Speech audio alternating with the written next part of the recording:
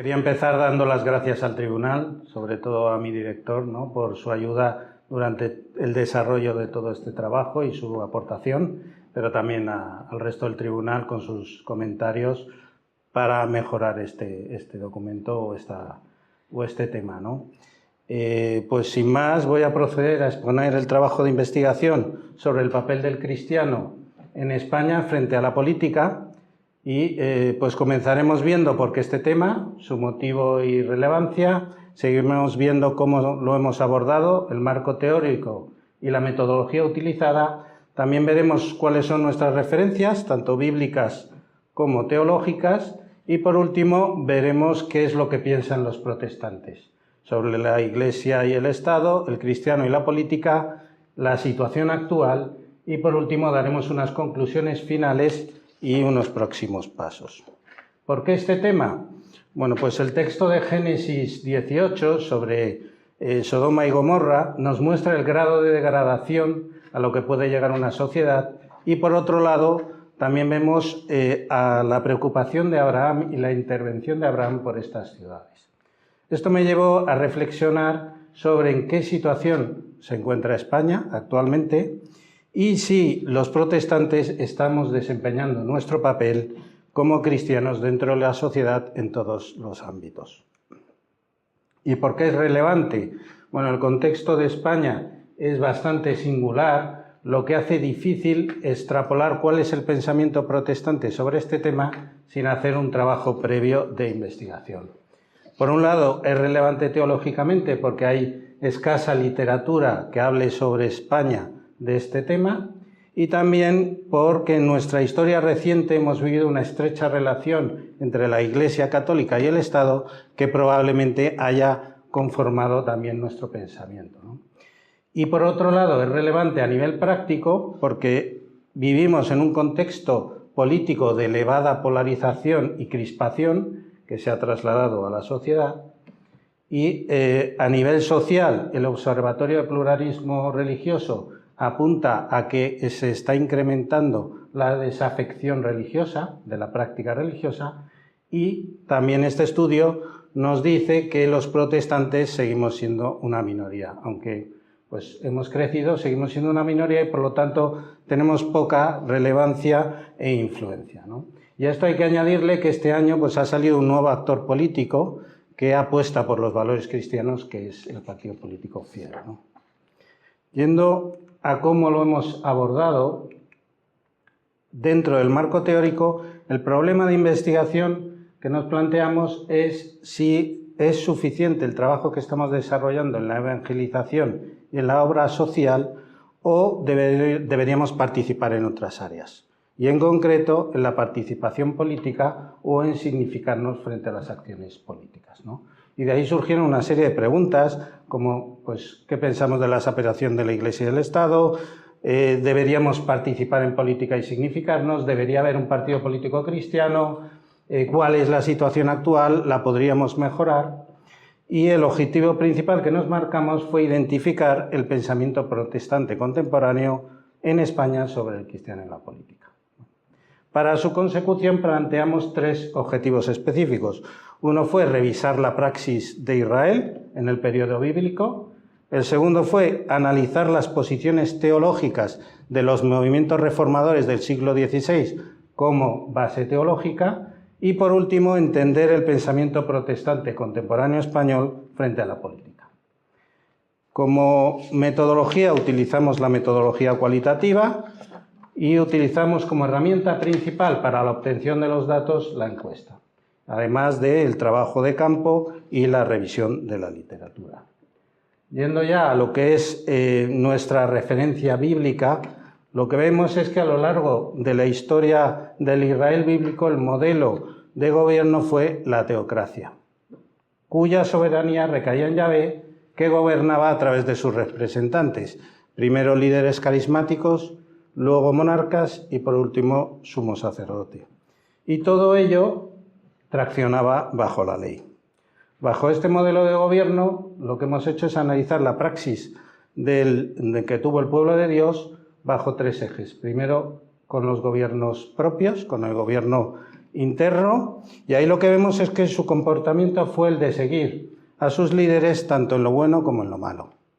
Y su principal error o su principal rebelión fue contra Yahvé, con la idolatría, la desobediencia, las injusticias y la inmoralidad.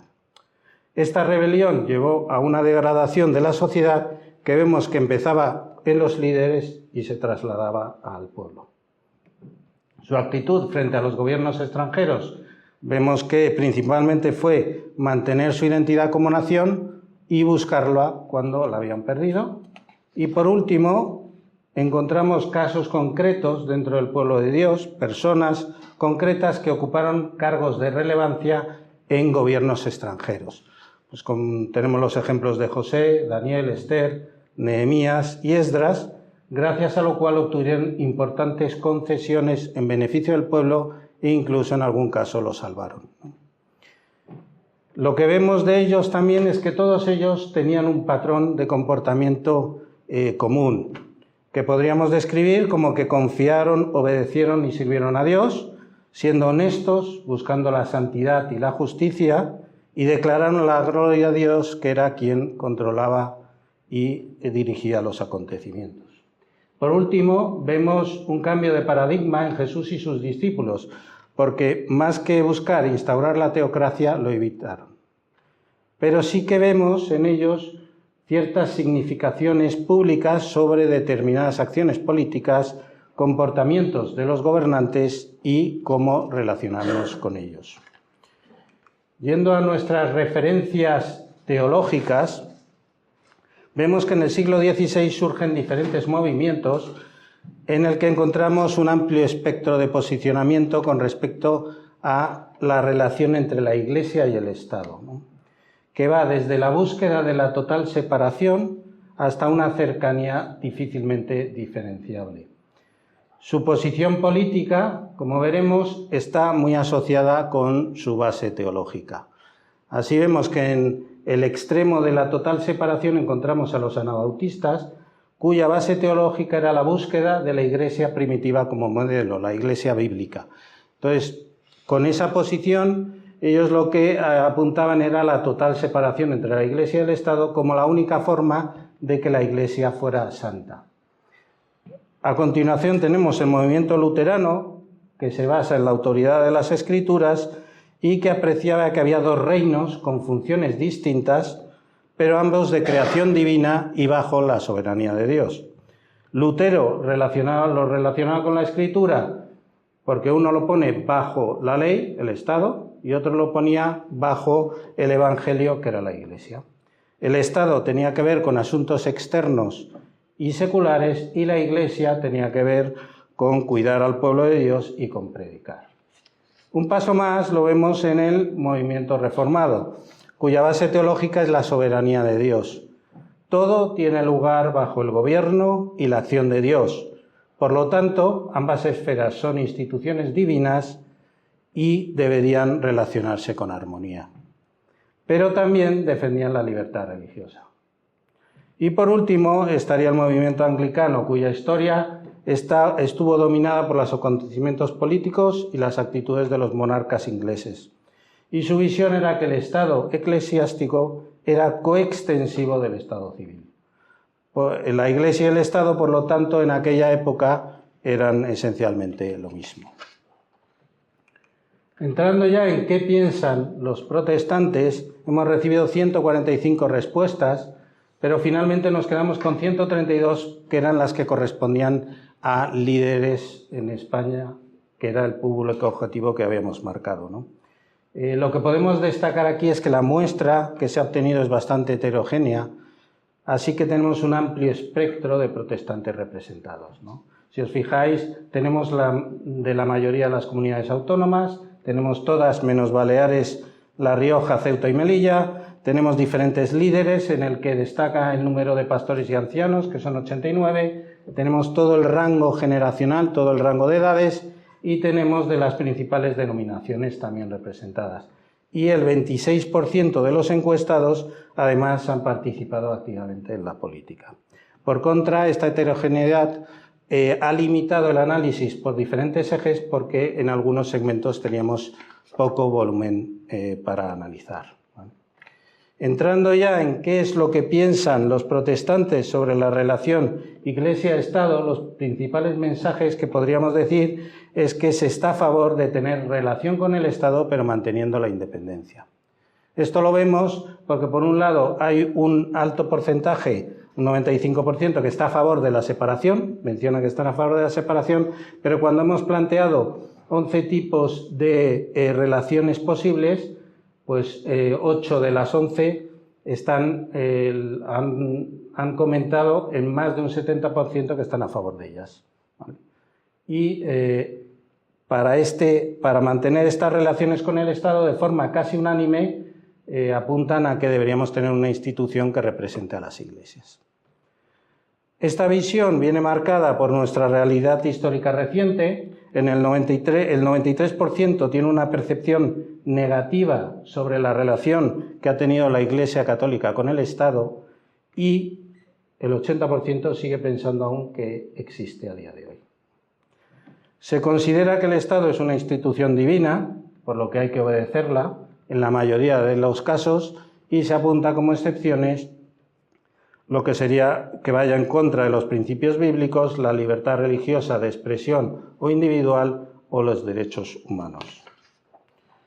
Hay una amplia mayoría, un 85%, que demanda que nos signifiquemos públicamente frente a las acciones políticas, ya sea por comunicados, presencia en los medios o incluso manifestaciones, aunque el 77% piensa que es difícil dar un mensaje unificado, homogéneo, por la diversidad que hay en el mundo protestante.